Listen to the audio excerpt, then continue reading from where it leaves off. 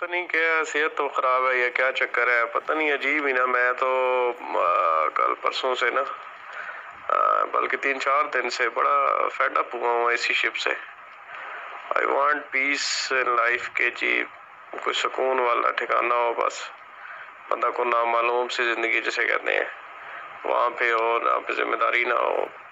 यहाँ पर मतलब एक होता है ना जिम्मेदारी मीन्स के, एक आपको सेल्फ होता है कि सेटिस्फाइड आप होंगे जी, आप जो जिम्मेदारी अदा कर रहे हैं वो 100% है। और ये मुझे बड़ा अजीब सा आजकल फील होता है कि शायद इसी शिप में ना आपसे जब क़यामत आएगी, मर जाएंगे, पूछा जाएगा, एक एक बंदे का हिसाब होगा, तो किस किस का हिसाब हम देंगे। बड़ा अजीब सा मुझे ना गिल्ट सा होता है।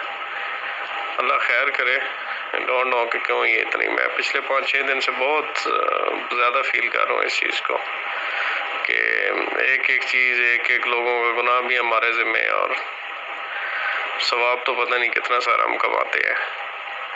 बड़ा जो है ना वो मुश्किल फील होता है।